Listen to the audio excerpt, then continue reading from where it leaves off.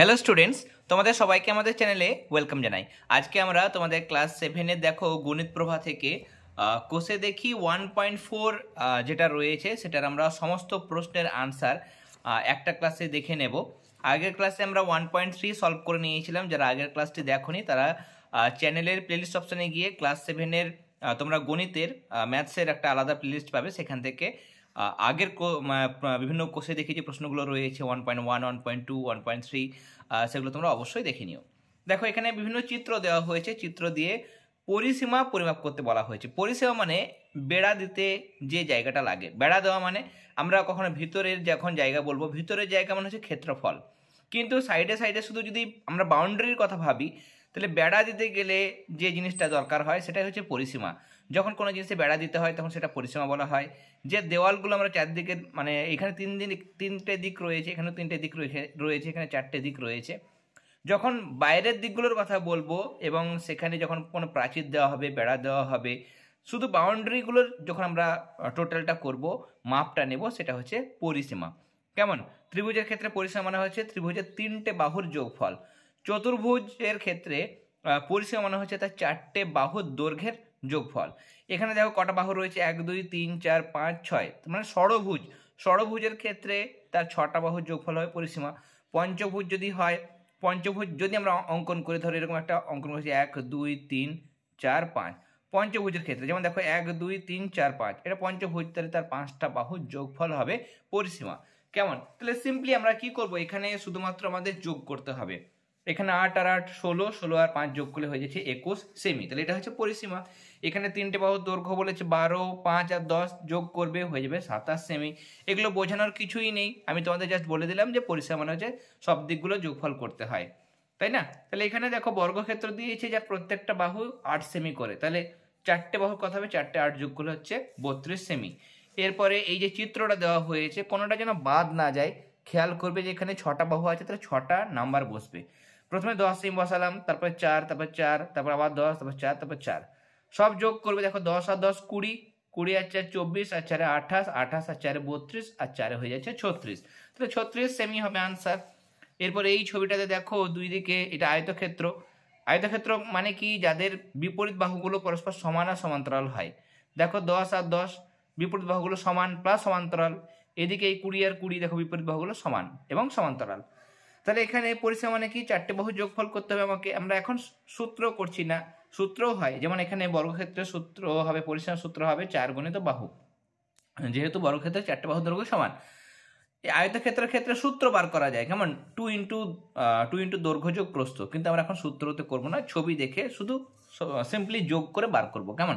সূত্র যখন আসবে তখন আমরা সূত্র অ্যাপ্লাই করব। এখানে শুধু যোগ করে দাও, 2 20 আর 2 10 হয়ে যাচ্ছে 60। এখানেও এই চিত্র পরিসীমাটা আমরা করব, এটা হয়ে যাচ্ছে 28 সেমি। এরপরে আমাদের এইখানে আমাদের 2-এর দাগের যে প্রশ্নগুলো দিয়েছে, দেখো 2-এর দাগের প্রশ্নটা তোমাদের দেখায়। 2-এর দাগের প্রশ্ন কিন্তু তোমাদের স্কুলের পরীক্ষায় আসবে না, প্রথমত বলে দিই, জাস্ট বোঝার জন্য তোমাদের এগুলো দেওয়া হয়েছে। এখানে এক একটা ঘর হচ্ছে 1 বর্গ সেমি করে। তাহলে আমাদের প্রশ্ন হচ্ছে যে এখানে 1 নম্বর ছবিটাতে কটা ঘর রয়েছে। আমরা দেখতে পাচ্ছি এখানে 1, 2, 3, 4, 5, 6, 7, এখানেও 7টা, তাহলে 7 আর 7 14। আর দেখো এখানে 1, 2, 3, 4, 5, 6, 7, 8, 9, 10, 11, 12, 12 করে 3 12 36, 36 আর 14 হয়ে যাচ্ছে 50। তাহলে 50 বর্গ সেমি, এক একটা ঘর মানে 1 বর্গ সেমি, তাহলে 50টা ঘর রয়েছে, তাহলে 50 বর্গ সেমি। একইরকমভাবে 2 নাম্বার মানে বি যে চিত্র, তোমরা যোগ করে দেবে কটা ঘর, 48টা ঘর, তার মানে 48 বর্গ সেমি।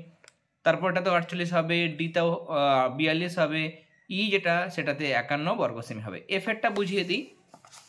এফের ক্ষেত্রে দেখো বড় বড় ঘর কটা রয়েছে, দেখো এখানে 1, 2, 3, 4, 5, 6, 7, 8, 9, 10, 11, 12, 13, 14, 15, 16, 16টা রয়েছে। এরপর দেখো এখানে আমরা দেখব 17, 18, 19, 20, 21, 22, 23, 24। তাহলে আমরা এখানে মোটামুটি 24টা গোটা গোটা পাচ্ছি। আর পড়ে রয়েছে দেখো এখানে 1, 2, 3, 4, 5, 6, 7, 8, 9, 10, 11, 12, 12টা মোটামুটি অর্ধেক। কেমন? 12টা মোটামুটি অর্ধেক, তাহলে 12টা অর্ধেক হলে গোটা কটা 6টা, তাই না? 12টা অর্ধেক নিলে গোটা 6টা গোটা হয়। তো তাহলে 24টা গোটা আর 12টা অর্ধেক মানে 6টা গোটা, তার মানে টোটাল 30টি ঘর। 30টি ঘর মানে এক একটা ঘর 1 বর্গ সেমি, তাহলে 30টা ঘর 30 বর্গ সেমি। কেমন? এগুলো জাস্ট তোমাদের বোঝানোর জন্য এখানে আমি বললাম, এগুলো যদিও পরীক্ষা আসে না।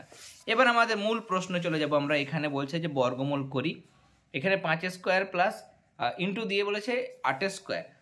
বর্গমূল মানে কি? বর্গমূল মানে আমাদের জোড়া জোড়া সংখ্যা থেকে একটা করে সংখ্যা বেরিয়ে আসবে। কেমন? যেমন দেখো এখানে 5 স্কোয়ার, কোনো জিনিসের স্কোয়ার মানে সেটা দুবার রয়েছে, তাই না? তাহলে আমরা এখানে দেখতে পাচ্ছি যে 5 স্কোয়ার মানে দুটো 5, 8 স্কোয়ার মানে দুটো 8। তাহলে বর্গমূল, এর বর্গমূল নিয়ে কি লিখবো? রুট চিহ্ন দেবো। এটা কি হচ্ছে? রুট। কেমন? কি বলা হয় এটাকে? রুট বলা হয়। এই যে এটা হচ্ছে রুট চিহ্ন। তাহলে আমরা কি করলাম? দুটো 5 থেকে একটা 5 বের করব। বর্গমূল যখন তুলে দেবো, এটা বর্গমূল চিহ্ন মানে রুট চিহ্ন, সেটা যখন আমরা তুলে দেবো দুটো 5 থেকে একটা 5 বেরোবে, দুটো 8 থেকে একটা 8 বেরোবে। তাহলে 5 8 40 হবে আনসার। এরপর দেখো এটা 4 2 2 5, এটা আমরা কিভাবে করব? আমরা যদি এরকমভাবে উৎপাদকে বিশ্লেষণ করে করি সেটাও করতে পারি, কিন্তু আমাদের সেটা অনেকটা লেন্দি হয়ে যাবে এবং বড় হবে এবং সেখানে ভুলও হতে পারে। তাহলে আমরা এই ভাগ প্রক্রিয়ার সাহায্যে করব। এখানে কি করব আমরা? প্রথমে দেখো এখানে 4 2 2 5 লিখলাম। বাঁ দিক থেকে আমরা, আচ্ছা আমরা এটা এই পদ্ধতিতেই করেছি। আমি এটা আগে বলে দিই, আমি যেটা বলছিলাম সেটা আগে বলে দিই। দেখো 4 2 2 5, নিয়মটা হচ্ছে আমাদের ডান হাত দিকটা, যেটা ডান দিকে যে সংখ্যাটা আছে এককের ঘর, সেখান থেকে আমাকে জোড়া করতে হয়। তাহলে এই একটা জোড়া হলো দুটো মিলে, আর একটা জোড়া। এবার আমাদের কি করতে হবে? এমন সংখ্যা বসাবো যে এটার কাছাকাছি হবে, 42-এর কাছাকাছি। কেমন? গুণ করে। যদি আমি ধরো যে সংখ্যা বসাবো, বর্গমূল করছি মানে যে সংখ্যা বসাবো তাকে সেটা দিয়ে গুণ করতে হবে। আমি যদি 2 বসাই তো 2কে 2 দিয়ে গুণ করতে হবে, তা 2 দিয়ে 4 হয়। 4টা 42-এর থেকে অনেক ছোট। আমি যদি 5 বসাই, 5 5 25 হয়। 6 বসালে 6কে 6 দিয়েই গুণ করতে হবে, তাহলে কত হবে? 6 6 36। তাহলে 36। এবার 7 বসে দেখবো, 7 7 49, বেশি হয়ে যাচ্ছে। তাহলে বেশি আমি নেব না, 7 7 49 বেশি হচ্ছে, তাহলে 6 6 36 করবো আমরা। তাহলে আমাদের বর্গমূল কি কাজ? প্রথম কাজ হচ্ছে যে ডান দিকে, আরও একবার বলে দিচ্ছি, ডান দিক থেকে জোড়া জোড়া করতে হয়। নেক্সট যে সংখ্যা বসাবো সেই সংখ্যা দিয়ে গুণ করব। 6 বসালাম, 6 6 36 হলো। পরের কাজ হচ্ছে বিয়োগ করা। 42 থেকে 36 বিয়োগ করলে কত হয়? আমাদের এখানে 6 হয়। এরপরে এই যে জোড়াটা আছে, যেহেতু একসঙ্গে জোড়া আছে তার মানে জোড়াটাই নামবে। একসঙ্গে 2 5 মানে 25 নামবে। নেক্সট কাজ, আমাকে এইখানে যেটা হয়েছে ভাগফল, তার দ্বিগুণ সংখ্যা মানে তার ডবল বসাতে হবে। 6-এর ডবল কত? 12। 12 বসাবো। এবার 12-র পর আমি এমন একটা সংখ্যা বসাবো, নিয়ে সেটা দিয়ে গুণ করলে এটা আসবে। আমি যদি 5 বসাই, দেখো 5 যদি বসাই, 5 বসালে 5 দিয়ে গুণ করতে হবে। তাহলে 5 5 25, হাতে থাকলো 2, 5 2 10 আর 2 12, হাতে থাকলো 1, 5 1 5 1 6, মিলে গেল, তাই না? তার মানে এইখানে যে ভাগফলটা হবে সেটা হবে আমার বর্গমূল। বা আমি এক কাজ করতে পারি, এখানে যেটা আমি করেছি যে সেটা হচ্ছে, দেখো আমি এটা অথবা দিচ্ছি, এটা অবলিক দিয়েছি। দেখো আমি প্রথমে 5 দিয়ে ভাগ করলাম, 5 8 40, 2 পড়ে থাকে, 2 10 2 22, 5 4 5 20, 21 22, 2 পড়ে থাকে, 2 10 5 25, 5 5 25। এটাকে 5 দিয়ে ভাগ করবে, 5 দিয়ে ভাগ করবে। কেমন? যত তাড়াতাড়ি তোমরা এগুলো প্র্যাকটিস করবে, রপ্ত করবে, তত তোমাদের সুবিধা হবে। এগুলো চেষ্টা করবে মুখোমুখি করার। ভাগ করে আলাদা করে 5 দিয়ে ভাগ করে এখানে বসাবার দরকার নেই। যারা পারো না তারা অবশ্যই 845কে 5 দিয়ে ভাগ করবে, যেটা হবে দেখবে 169। আর যারা এমনি পারবে, যে 8 আছে, 5 একে 5, 6 7 8, 3 পড়ে থাকে, ভাগ শেষ, 3 10 4 34, তাহলে 5 6 30, 30 আর 34 ছিল 31 32 33 34, 4 পড়ে থাকে, 4 10 5 45, তাহলে 5 9 45 হয়। এরকম করে করবে। কেমন? আর 13কে 13, 3 13 39 হয়। তাহলে আমাদের এখানে দুটো 5 আর দুটো 13 পড়ে থাকে। এবার বর্গমূল মানে কি? রুট চিহ্ন দিতে হবে। আর রুট চিহ্ন দিয়ে এবার আমরা দুটো 5 থেকে একটা 5 আর দুটো 13 থেকে একটা 13 বার করবো। তাহলে 5 13 65 হবে আনসার। তাহলে আমি এভাবেও করতে পারি, এভাবেও করতে পারি। ছোট অঙ্কগুলো ঠিক আছে, ছোট অঙ্কগুলো এরকমভাবে ভাগ করে করা যায়, কিন্তু বড় যখন সংখ্যা চলে আসবে, যেমন দেখো এটা 5 অঙ্কের সংখ্যা, আমি নিয়ম শিখিয়ে দিয়েছি তোমাদের যে ডান দিক থেকে জোড়া করতে হয়। তাহলে ডান দিক থেকে এই দুটোর মিলে একটা জোড়া, এই দুটো মিলে একটা জোড়া, এই কিন্তু জোড়া হচ্ছে না, তাহলে ফাঁকা থাকবে। ভাগ করার সময় কিন্তু বাঁ দিক থেকে ভাগ হয়। তাহলে 1 বসালে 1 1 1 বসে গেল। কে নামবে? 0 6 0 6 নামবে, যেহেতু 1 থেকে 1 বিয়োগ করলে 0ই হয়, দরকার নেই। তাহলে 0 6 নামলো। এবার এইখানে যেটা হয় তার দ্বিগুণটা এখানে বসে, 1-এর দ্বিগুণ 2 বসলো। 0 আর 9 নামলো, 0 9 আমরা নামালাম।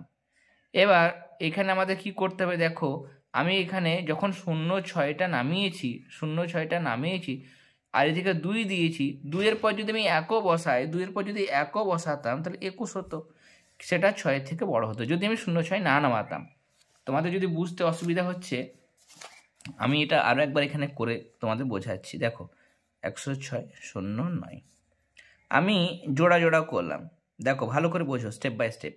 1 1 করলাম, বিয়োগ করে 0.6 নামলো, তাই তো? বিয়োগ করলে 1 থেকে বিয়োগ করলে 0 হয়, এটা তুমি জানো। আর পরের জোড়া যেটা সেটা নামলো, 1-এর ডাবল করলাম 2 হলো। এবার 2-এর পর যদি একও বসাও তো 21 হয়, 21কে 1 দিয়ে গুণ করলে 21, সেটা তো এটা থেকে বড় হয়ে যাচ্ছে, তাই না? বড় তো হবে না, তাহলে আমার কি করতে হবে, আমার এটা যাবেই না, যাই বসায় না কেন সেটা বড় হয়ে যাচ্ছে এটার থেকে, তাহলে আরও 1 জোড়া নামাতে হবে। তাহলে আরও 1 জোড়া মানে এই 0.6-এর পরে আরও একটা জোড়া মানে 0.9টা বসালাম। তাহলে যেহেতু 2 জোড়া নামালাম তাই জন্য আমাদের একটা 0 নিতে হবে, 0 আমাদের দরকার। এবার আমি যা বসাবো সেটা দিয়ে গুণ করতে হবে। 3 যদি বসাই তাহলে 3 3 9, 3 0 0, 3 2 6, মিলে যাচ্ছে, তাই না? তার মানে আমার এখানে কত পড়ে আছে দেখো, এখানে আমার ভাগফল যেটা হচ্ছে 103, সেটা হবে আমার এখানে আনসার।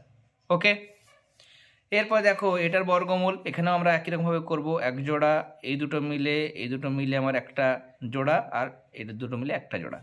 3 3 9 হয়, 10 থেকে 9 বিয়োগ করলে 1, 82 নামবে। 3-এর ডাবল হচ্ছে 6, 6-এর পর 2 বসালাম তাহলে 62 হলো, তাহলে 62কে 2 দিয়েই গুণ করতে হবে, তাহলে 2 দিয়ে 4, 6 দিয়ে 12। 182 থেকে 124 বিয়োগ করলে 58, এবার এই 41 এই জোড়াটা নামলো। এবার 32 হয়েছে, এবার সেকেন্ড স্টেপে আবার কী করবো, 32-এর ডাবল করবো, 32-এর ডাবল কত হবে 64, তার পাশে 9 বসালাম, 9 বসালে 9 দিয়েই গুণ করতে হবে, তাহলে 9 9 81, 1 হাতে আমার 8 থাকে, তারপর 4 9 36, 36 আর 8 হয়ে যাচ্ছে আমার 44, 4 বসলো, হাতে থাকলো 4, তারপর 6 9 54, 54 আর 4 হয়ে যাচ্ছে 58, মিলে গেল। তার মানে আমার এইখানে দেখো আমরা আনসারটা পেয়ে যাচ্ছি 329, তার মানে এটার যেটা বর্গমূল সেটা কিন্তু আমার হয়ে যাবে 329। ইয়ের অঙ্ক দেখো, এখানে যে বর্গমূলটা দিয়েছে সেখানে আমরা একই রকমভাবে প্রথমত জোড় করে নেব, তাহলে এটা এই দুটো মিলে একটা জোড়, এই দুটো মিলে একটা জোড়, এই দুটো মিলে একটা জোড়, তাহলে 18 আমরা করব 4 4 16, তার কারণ পরের সংখ্যা 5, সেটা 5 5 25, 18 থেকে বড় হয়ে যাচ্ছে, তাহলে 4 বসিয়ে 4 4 16 করলাম, 18 থেকে 16 বিয়োগ করলে 2 হয়, 66 এটা আছে নামলো। এবার 4-এর দ্বিগুণ করব 8, 8-এর পর কি বসিয়েছি 3, তার মানে 3 দিয়ে গুণ করব, তাহলে 83-কে 3 দিয়ে গুণ করলে 249, 266 থেকে 249 বিয়োগ করব, হয়ে যাবে 17। এবারে 24টা নামবে। আমার এখানে কত হয়েছিল 43, তাহলে 43-এর দ্বিগুণ মানে 86 হবে, তাই না? 43-এর দ্বিগুণ 86 হয়। এর পাশে আমরা 2 বসালাম, তাহলে 2 দিয়ে গুণ করব, 2 2 4, 6 2 12, 2 হাতে থাকলো 1, 8 2 16 আর 1 হয়ে যাচ্ছে 17, তাহলে মিলে গেল, তার মানে 432 এটা হবে বর্গমূল। এখানে দেখো এটা স্কোয়ার প্লাস এটা স্কোয়ার নিয়ে বর্গমূল করতে হবে, তাহলে আমরা 24-এর স্কোয়ার মানে 24-কে 24 দিয়ে গুণ করব, তোমরা আলাদা করে গুণ করবে, 24-কে 24 দিয়ে গুণ করলে 576 হয়, আর 10-কে 10 দিয়ে গুণ মানে 10 10 100 হয়, যোগ করবে 676, 676-এর বর্গমূল করব, এই দিক থেকে জোড়া, তার মানে এটা জোড়া হবে, এটা কিন্তু জোড়া হবে না, তাহলে এটাকে আমাকে আগে ভাগ করতে হবে, তাহলে 2 2 4 হয়, 3 3 9 হয়, সেটা তো বড় হয়ে যাচ্ছে, তাহলে 2 দিয়ে 4 করব, 6 থেকে 4 যদি আমরা বিয়োগ করি তাহলে আমার এখানে কত পড়ে থাকে 2 পড়ে থাকে। এরপর দেখো 76 নামবে, 76 নামলো, এবার 2-এর দ্বিগুণ হয়ে যাচ্ছে 4, 4-এর পরে দেখো আমি 6 বসিয়েছি, তাহলে 6 দিয়ে গুণ করতে হবে, তাহলে 46-কে 6 দিয়ে গুণ করলে হয়ে যাচ্ছে 276, তাহলে আমাদের পুরোপুরি মিলে গেল, তার মানে আমাদের যেটা ভাগফল হলো 26, সেটা হচ্ছে আমাদের এটা নির্ণেয় বর্গমূল। এরপরে নেক্সট দেখো আমাদের 6-এর দাগে যে প্রশ্ন বলছে 3000-এর নিকটতম পূর্ণবর্গ সংখ্যা খুঁজি যা 3000 থেকে বড় এবং আরেকটা বলছে 3000 থেকে ছোট। তাহলে আমাদের 3000 বর্গমূল আমরা করছি, প্রথমে দেখো 5 5 25 বসিয়েছি, 30 থেকে 25 বাদ দিলে 5 পড়ে থাকে, এই দুটো শূন্য নামলো, 5-এর দ্বিগুণ 10, 4 বসালাম, তার মানে 4 4 16 আর 4 1 4, 416 হয়, বিয়োগ করলে 84। আর আমরা যদি এক কাজ করি, এখানে 54 করেছি আমি, পরে যদি ধরো এতটা পর্যন্ত করলাম মানে 5 5 25 করলাম, 5 বিয়োগফল হলো, তারপর দেখো আমার এখানে দুটো শূন্য নামলো, এবার যদি আমি 5 বসাই, এখানে 4 বসেছিলাম, যদি 5 বসাই তাহলে 5 5 25, 5 5 হয়ে যাচ্ছে আমার কত দেখো এটা 5 5 25 হবে, জিনিসটা ভুল হয়েছে, 5 5 25 আর 5 একে 5, তার মানে আমার এখানে এখানে আমার 25 এখানে আমাদের কম হচ্ছে, তাই না? 25 আমার এখানে কম হচ্ছে, আর এখানে আমার কি হচ্ছিল, এখানে 84 কিন্তু পড়ে থাকছে। তাহলে আমরা যদি এক কাজ করি, 54 বর্গমূল কত, 54 বর্গমূল নয় বর্গ, 54 বর্গ মানে 54কে 54 দিয়ে গুণ করি, তাহলে হচ্ছে 2916। এবার 3000 থেকে যদি আমি 84 মাইনাস করি তবুও কিন্তু আমার এটাই হবে, তাই না? যেহেতু 54 বর্গ যখন করছিলাম তখন এটা বেশি হচ্ছিল, তাহলে 84 বাদ দিলে 3000 থেকে 84 বাদ দিলে যে সংখ্যাটা পড়ে থাকে সেটাই নিশ্চয়ই 54 বর্গ, সেটা আমরা পেলাম। 55 স্কোয়ার, 55 তার স্কোয়ার কত হবে, 3025 হচ্ছে, 3025 কেমন, এটা 2 হবে। তাহলে আবার এখানে 3000 ছিল আর 25 কম হচ্ছিল, দেখো 25 কম হচ্ছিল, 500 আছে 525 হচ্ছিল, তার মানে 25 কম, এই 25 যোগ করে দিলে সেটাও একটা পূর্ণ বর্গ সংখ্যা হবে। যেমন এটা 84 বাদ দিলে 2916টা পূর্ণবর্গ সংখ্যা, মানে সেটা 54 স্কোয়ার মানে পূর্ণবর্গ, আর 25 যোগ করলে 55 স্কোয়ার পাচ্ছি, মানে সেটাও পূর্ণবর্গ সংখ্যা, মানে কোনটা, 3025টা, এটা একটা পূর্ণবর্গ সংখ্যা। সুতরাং আমরা কি লিখবো, 3000-এর থেকে বড় এবং নিকটতম পূর্ণবর্গ সংখ্যা হলো 3025, আর 3000-এর থেকে ছোট নিকটতম পূর্ণবর্গ সংখ্যা কত হবে, যেটা মাইনাস করছিলাম আমরা সেটা, মানে 2916। এরপর নেক্সট কোশ্চেন বলেছে আমাদের 9545 থেকে কোন ক্ষুদ্রতম ধনাত্মক সংখ্যা পূর্ণ সংখ্যা বিয়োগ করলে বিয়োগফলটি পূর্ণবর্গ সংখ্যা হবে। তাহলে আমাদের এটা বর্গমূল করে দেখব, আমরা এটার বর্গমূল করে দেখব কেমন। আমরা এখানে 99545 এটা বর্গমূলটা করে দেখব। তাহলে আমাদের দেখো 9 9 81 হয়, 10 10 100, 95 থেকে অনেক বেশি, তাই জন্য 9 9 81 বসাবো। 95 থেকে 81 বিয়োগ করলে হয়ে যাচ্ছে 14, 45 নামবে, 9-এর দ্বিগুণ হচ্ছে 18 করলাম, 18 পর 7 বসালে 187, তাহলে 187কে 7 দিয়ে গুণ করবো, হয়ে যাবে 1309। এটা থেকে এটা বিয়োগ করবে, হয়ে যাবে 136। তার মানে আমি যদি 136টা বাদ দিই, এটা বেশি হচ্ছে, 136 যদি বাদ দিই তাহলে সেটা 97-এর স্কোয়ার হয়, 97 স্কোয়ার হয়, তাই না? তাহলে আমাকে কত বিয়োগ করতে হবে, এটুকু পূর্ণবর্গ হওয়ার জন্য এটুকু ভাগশেষ পড়ে থাকলো, তাই এটুকু যদি আমি বাদ দিয়ে দিতাম 9545 থেকে, তার মানে কি সেটা পুরোপুরি মিলে যেত, তাই না? মিলে যেত এবং সেটা 97-এর স্কোয়ার হতো, বর্গ হতো। তার জন্য আমরা লিখবো যে অতএব এটা থেকে আমরা 136 বিয়োগ করলে বিয়োগফল একটি পূর্ণবর্গ সংখ্যা হবে। 8 নম্বর প্রশ্ন, এখানে এটা 8 নম্বর প্রশ্ন হবে কেমন, এটা 8। 5050-এর সঙ্গে কোন ক্ষুদ্রতম ধনাত্মক পূর্ণ সংখ্যা যোগ করলে যোগফল একটি পূর্ণবর্গ সংখ্যা হবে। 5050 দিয়েছে, আমরা এটাকে জোড়া জোড়া করে নেব। দেখো 7 7 49 হয়, 50 থেকে 49 বিয়োগ করলে 1, 50 নামলো, 7-এর দ্বিগুণ 14, এরপরে 1 বসাবো, নিয়ে 1 দিয়ে গুণ করব, 2 যদি বসাও 142 হবে, তাকে 2 দিয়ে গুণ করলে 284 মতো হয়ে যাবে, সেটা অনেক বেশি হয়ে যাচ্ছে, তাহলে 1 বসাবো, নিয়ে আমার ভাগশেষ পড়ে থাকছে এখানে 2, এখানে কত পড়ে আছে, 9। তাহলে 71 এর পরের সংখ্যা কত, 71-এর পরের সংখ্যা 72, 71-এর যদি স্কোয়ার করি তাহলে 9 পড়ে থাকে, মানে 71-এর স্কোয়ার করতে গেলে এই 5050 থেকে 9 বিয়োগ করতে হয়, মানে 5041 হয় সোজা কথায়। এবার 71-এর স্কোয়ার যদি এত হয় তাহলে 71-এর পরের সংখ্যা মানে 72, তার স্কোয়ার কত হবে বের করে দেখবো আমরা। 72-এর স্কোয়ার মানে 72কে 72 দিয়ে গুণ, সেটা হচ্ছে 5184।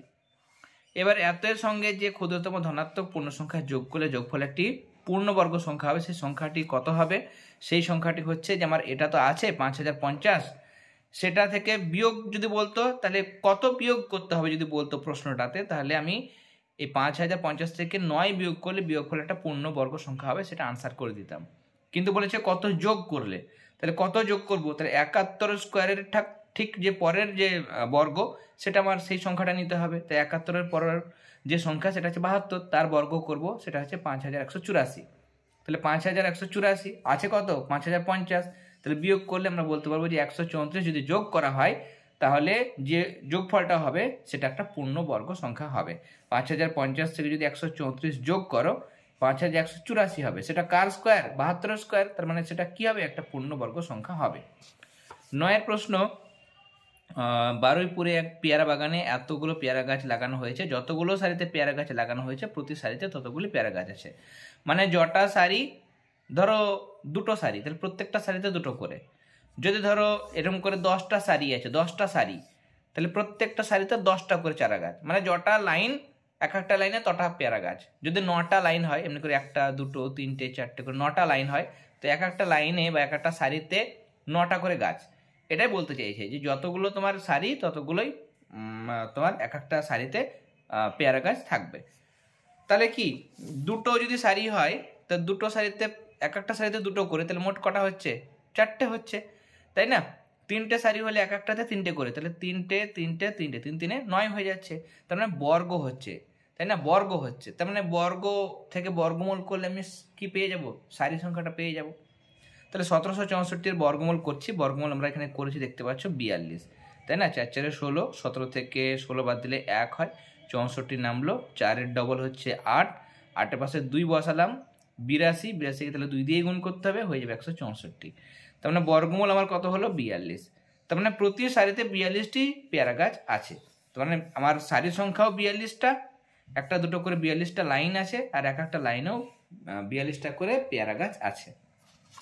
এরপরে দেখো একই ধরনের প্রশ্ন, এখানেও হোমিওপ্যাথি ওষুধ রাখার বাক্স রয়েছে, সেখানে এতগুলো শিশি রাখার ঘর রয়েছে, এমন করে ঘরগুলো সাজানো আছে যে ঘরগুলো যতগুলি সারি আছে প্রতি সারিতে ততগুলি ঘর আছে। তাহলে দেখি বাক্সে কতগুলি সারি আছে। এখানেও বর্গমূল করতে হবে, বর্গমূল আমরা করব। এই দিক থেকে জোড়া 1টা 2টো, 3 3 হয়ে যাচ্ছে 9, 12 থেকে 9 বাদ দিলে 3, 25 নামলো। 3-এর ডবল 6, 6-এর পরে 5 বসাবো, তাহলে 65, 65কে 5 দিয়ে গুণ করলে 325, তার মানে 35। তার মানে বাক্সে আমার 35টি সারি আছে। এরপর দেখো আমাদের 11 অধ্যায়ে যে প্রশ্ন, সেটাও দারুণ ইম্পর্টেন্ট একটা কোশ্চেন। 3টি ধনাত্মক পূর্ণ সংখ্যা, প্রথম আর দ্বিতীয়র গুণফল এটা, দ্বিতীয় তৃতীয়র গুণফল এটা, প্রথম আর তৃতীয়র গুণফল এত, তাহলে সংখ্যা 3টি কি কি? আমরা এক্স ওয়াই জেড কিছু ধরবো না, তার কারণ তোমরা এমনিতেই ক্লাস 7-এ পড়ো। এক্স ওয়াই জেড যদি ধরি, এরকম ধরি, তাহলে আমাদের সেখানে কিন্তু জটিলতা বেড়ে যাবে, আমাদের বুঝতে অসুবিধা হবে। তাহলে কি করব? প্রথম সংখ্যা গুণ দ্বিতীয় সংখ্যা, সেটা বলেছে 24, দ্বিতীয় গুণ তৃতীয় বলেছে 48, প্রথম গুণ তৃতীয় বলেছে 32। সব গুণ করবো, বাঁ দিকে সব গুণ করবো, প্রথম গুণ দ্বিতীয় গুণ দ্বিতীয় গুণ তৃতীয় গুণ প্রথম গুণ তৃতীয়।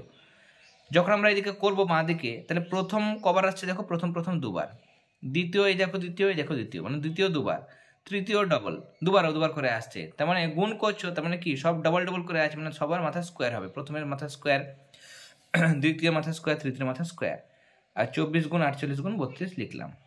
এবার সবার মাথা স্কোয়ার না দিয়ে সবগুলোকে গুণ করে বাইরে ব্র্যাকেট দিয়ে বাইরে স্কোয়ার লিখবো, তাও তবুও মানে কি, এর মানে কি দাঁড়ায়? সবারই স্কোয়ার, তাই বোঝাতে চাইছে। যেহেতু ব্র্যাকেট দিয়ে বাইরে স্কোয়ার দিয়েছি, মানে কি এই স্কোয়ারটা প্রথম দ্বিতীয় তৃতীয় সব কটারই।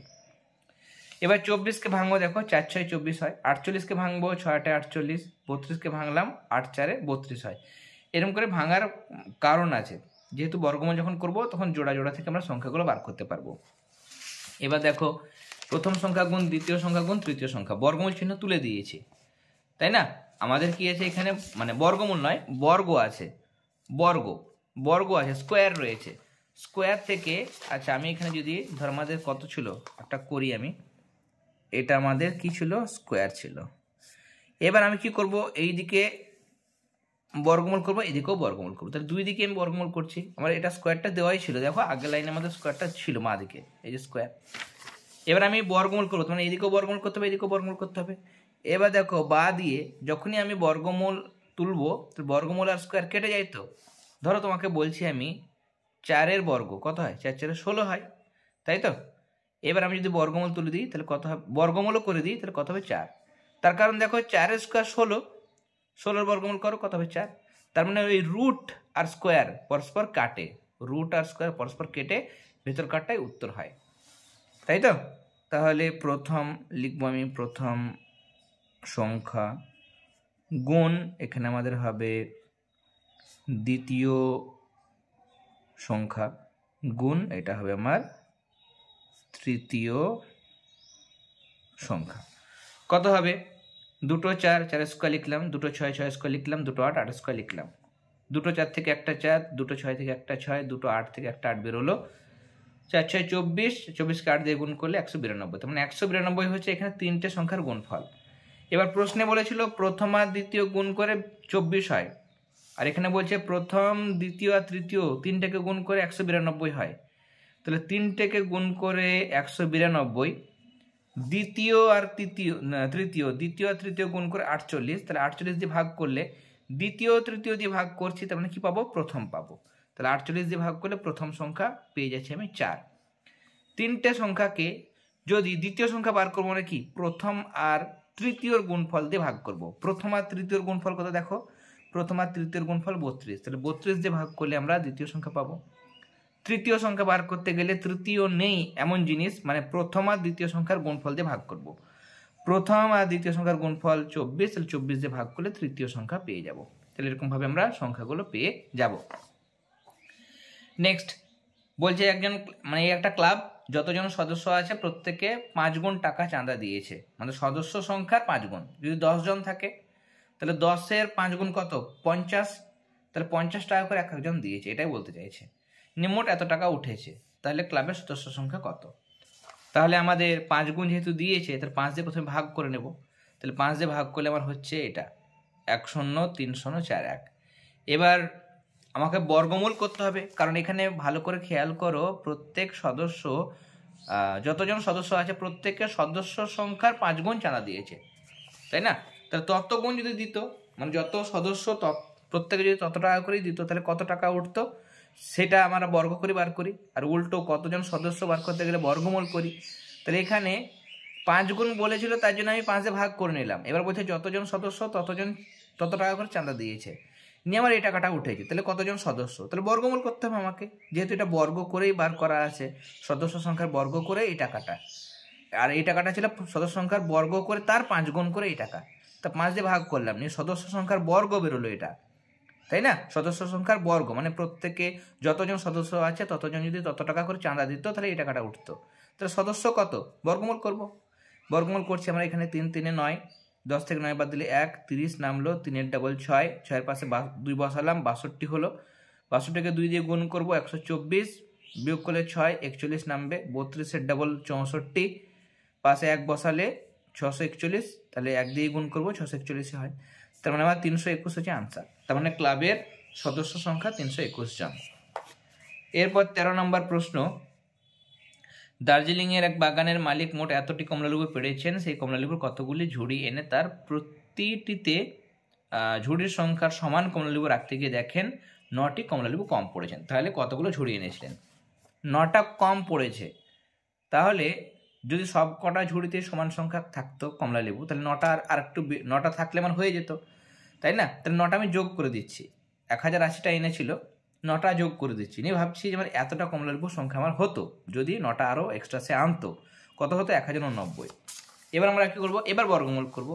নিয়ে বর্গমূল করে আমার আনসার কত হয়ে যাচ্ছে দেখো 33টি। আমি এটা বলছি না, তোমরা পারবে, সহজ বর্গমূল। 14 নম্বর প্রশ্ন, এটা ভীষণ ইম্পর্টেন্ট কোশ্চেন। বকুলতলার একটি পুকুর সংস্কার করতে পঞ্চায়েত যতজন লোক নিযুক্ত করেছিলেন তারা প্রতিদিন কাজ করে মোট 12,375 টাকা পেয়েছেন। প্রত্যেকের দৈনিক মানে প্রতিদিন যদি 55 টাকা পান, তবে কতজন লোক কাজ করেছিলেন হিসেব করে দেখি। এখানে মোট মজুরি পেয়েছেন 12,375 টাকা। প্রত্যেকের দৈনিক মানে প্রতিদিনের মজুরি হচ্ছে 55 টাকা করে এক একজনের। তাহলে মোট কতদিন কাজ করেছেন, এতকে প্রতিদিনের মজুরি দিয়ে ভাগ করবো, মানে এত দিন কাজ করেছেন সবার যোগ, মানে সে একজন 10 দিন কাজ করেছে, একজন 20 দিন, একজন 30 দিন যদি হয়, তাহলে সব কটাকে যোগ করবো। মানে মোট সবার কতদিন করে কাজ করেছে সেগুলোকে সব যোগ করলে কত হচ্ছে? 225 দিন।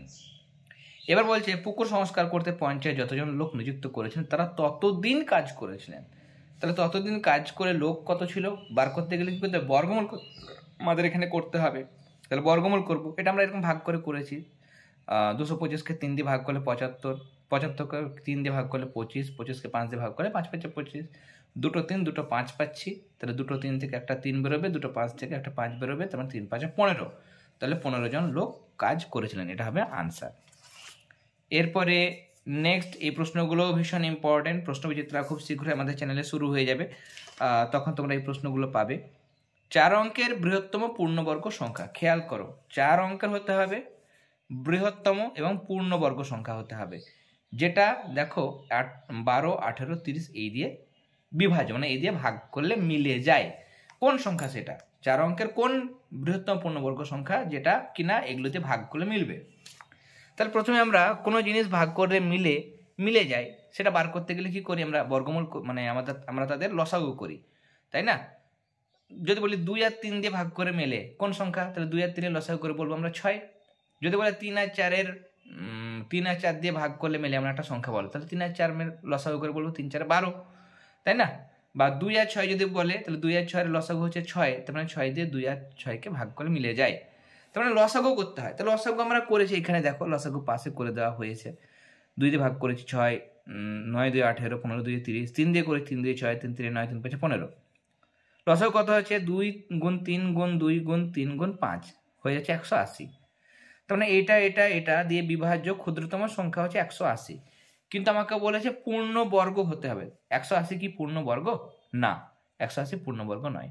কেমন করে জানলাম? এখানে দেখো দুটো 2 আছে, ঠিক আছে, স্কোয়ার পূর্ণবর্গ। দুটো 3 আছে, স্কোয়ার পূর্ণবর্গ। 5 একটা আছে, পূর্ণবর্গ নয়। মানে আমি এটাকে যদি আর একটা 5 দিয়ে গুণ করি তাহলে পূর্ণবর্গ হবে। তাহলে 180কে পূর্ণবর্গ করার জন্য কি করব? 5 দিয়ে গুণ করলাম, নিয়ে 900। কোনো জিনিস যদি 2 দিয়ে ভাগ করে মিলে যায়, তার যদি আমি সেই সংখ্যাটাকে যদি আমি 4 গুণ 5 গুণ 50 গুণ করি তবুও মিলবে, তাই না? ওটাকে আমি কিছু দিয়ে গুণ করছি, অবশ্যই মিলবে। সেই সংখ্যাটা এই 180 যখন এগুলো দিয়ে মিলে যায় ভাগ করলে, 180কে আমি যদি 1 লক্ষ 1 কোটি গুণ 5 গুণ 3 গুণ 6 গুণ যাই করি না কেন, অবশ্যই এগুলো দিয়ে মিলবে। তাহলে 900টাও মিলবে, তাই না? এবার 900টা কি হলো? ক্ষুদ্রতম পূর্ণবর্গ সংখ্যা হলো। কিন্তু এটা কি 4 অঙ্কের? 4 অঙ্কের কিন্তু নয়, 1 2 3 3 অঙ্কের সংখ্যা। আমাকে প্রশ্নে বলেছে যে 4 অঙ্কের বৃহত্তম পূর্ণবর্গ সংখ্যা বার করতে হবে। তাহলে 900 হলো। এরপরে আমরা তার পরের সংখ্যাটা দেখব। 900-র পরের পূর্ণবর্গ সংখ্যা, যেটা কি না ওইগুলো দিয়ে বিভাজ্য, 12 18 30 দিয়ে বিভাজ্য, সেটা কত হবে? শুধু 2 দিয়ে গুণ করতে পারবো না। শুধু 2 দিয়ে গুণ করলে সেটা ওই 12 18 30 দিয়ে ভাগ করলে মিলবে, কিন্তু পূর্ণবর্গ হবে না। কেন? পূর্ণবর্গ করতে গেলে দুটো সংখ্যা দিয়ে গুণ করতে হবে, একই সংখ্যা ডবল করব, মানে দুটো 2 দিয়ে গুণ করতে হবে, মানে 2 স্কোয়ার, মানে 4 দিয়ে গুণ করতে হবে তবেই হবে। তারপরে 3 স্কোয়ার মানে 9 দিয়ে গুণ করতে হবে। তারপরে 4 স্কোয়ার মানে 16 দিয়ে গুণ করতে হবে। এমনি করে তবেই পূর্ণবর্গ হবে। এবার আমরা তাই করলাম। এটা 4 দিয়ে গুণ করলাম 3600, এটা 3 3 9 হয়, 9 দিয়ে গুণ করলে এটা, 4 4 16, 16 দিয়ে 900কে গুণ করলে এটা। এটা দেখো 5 অঙ্কের সংখ্যা, 1 2 3 4 5। 4 অঙ্কের সংখ্যা এটাও বটে, এটাও 4 অঙ্কের সংখ্যা। তো এই দুটোর মধ্যে কোনটা বড়? এটা বড়। তাহলে আমার বলেছিল বৃহত্তম, তাহলে বৃহত্তম কোনটা হবে? 8100, এটা হবে আনসার, তাই না? অতএব 4 অঙ্কের বৃহত্তম পূর্ণবর্গ সংখ্যাটি হলো 8100, যা 12 18 ও 30 দ্বারা বিভাজ্য। যারা এই যে সলিউশনগুলো করছি আমরা, এগুলো যদি পিডিএফ পেতে চাও, বা আমাদের পেড ক্লাসে সম্পর্কে তোমাদের একটু বলে দিই। আমাদের পেড ক্লাসে দেখো 4টে বিষয়। তোমাদের ক্লাস 7-এর গণিত, পরিবেশ ও বিজ্ঞান, আমি এগুলো তোমাদের ক্লাস প্রোভাইড করি। ম্যাম ইতিহাস ও ভূগোলের ক্লাসগুলো দিয়ে থাকেন। তাহলে 4টে বিষয় সম্পূর্ণ নোটস তোমরা পেড ক্লাসে পেয়ে যাচ্ছ। প্রশ্নবিচিত্রা বেরিয়ে গেছে। আমরা খুব শীঘ্রই আমাদের চ্যানেলে প্রশ্নবিচিত্রার সলিউশনগুলো শুরু করব। প্রশ্নবিচিত্রার সম্পূর্ণ সমাধান করে পিডিএফ করে সেগুলো কিন্তু সেই পেড ক্লাসের মানে যে হোয়াটসঅ্যাপ গ্রুপ রয়েছে আলাদা আলাদা করে বিভিন্ন ক্লাসের, তোমাদের ক্লাস 7-এর গ্রুপে প্রশ্নবিচিত্রার সমাধানগুলো আমরা পাঠাবো। তাহলে এই 4টে বিষয়ে তোমরা নোটস পাবে, প্রশ্নবিচিত্রার সমাধানগুলো পিডিএফ করে তোমাদের সেই পেড গ্রুপে পাঠাবো, এবং প্রত্যেকটা টার্মের আগে সাজেশন আনসারগুলোও তোমরা সেই পেড গ্রুপের মধ্যে পেয়ে যাবে। যারা পেড ক্লাসে যুক্ত হতে চাইছো, একটা হোয়াটসঅ্যাপ নাম্বার দেওয়া হয়েছে, সেই হোয়াটসঅ্যাপ নাম্বারে যোগাযোগ করো। মাসে মাসে একটা মিনিমাম চার্জ রাখা হয়েছে, সেটা পে করে তোমরা আমাদের পেড ক্লাসে যুক্ত হতে পারবে। কেমন? শেষ প্রশ্নে যাব। 5 অঙ্কের কোন ক্ষুদ্রতম পূর্ণবর্গ সংখ্যা? এখানে বলছে ক্ষুদ্রতম 5 অঙ্কের হবে ক্ষুদ্রতম পূর্ণবর্গ সংখ্যা, যেটা এইগুলো দিয়ে বিভাজ্য। তো এখানে আমরা একই রকমভাবে লসাগু করব। লসাগু করে আমরা এখানে পেয়েছি দেখো 600। 600টা পূর্ণবর্গ নয়, তার কারণ আমরা একটা দুটো 3টে 2 পাচ্ছি। তাহলে এই দুটো 2 মিলে আমি স্কোয়ার করলাম, একটা 2 আলাদা থেকে গেল। দুটো 5 মিলে স্কোয়ার হলো, একটা 3 আছে, তার মানে 3টাও কিন্তু পূর্ণবর্গ হলো না। তাহলে 600-র মধ্যে এইটা স্কোয়ার রয়েছে, এটা স্কোয়ার রয়েছে, এই 2 আর 3 স্কোয়ার নেই। তার মানে আর একটা 2 আর একটা 3 দিয়ে যদি আমি গুণ করি তাহলে এটা পূর্ণবর্গ হবে, তাই না? তাহলে এই 600-কে 2 দিয়ে গুণ করবো, তাহলে 6 দিয়ে 1200, 1200-কে 3 দিয়ে গুণ করলে 3 12 3600। এটা 4 অঙ্কের একটা সংখ্যা এবং অবশ্যই পূর্ণবর্গ সংখ্যা। কিন্তু আমাকে 5 অঙ্কের বার করতে বলেছে। তাহলে এর পরের সংখ্যা বার করার নিয়ম হচ্ছে 2 স্কোয়ার দিয়ে গুণ করবো, 3 স্কোয়ার, 4 স্কোয়ার, 5 স্কোয়ার দিয়ে গুণ করতে করতে যাবো। 2 স্কোয়ার দিয়ে গুণ করছি আমি, 2 স্কোয়ার মানে 4, 4 দিয়ে গুণ করবো, এটা হবে। 3 স্কোয়ার মানে 9, 9 দিয়ে গুণ করবো, এটা হবে। 4 স্কোয়ার মানে 4 16, 16 দিয়ে গুণ করলে এটা হবে। এগুলো সব 5 অঙ্কের। আমাকে বলেছে ক্ষুদ্রতম কোনটা, তো এটার মধ্যে সব থেকে ছোট কোনটা, এই 3টে নাম্বারের মধ্যে এটা সব থেকে ছোট 5 অঙ্কের।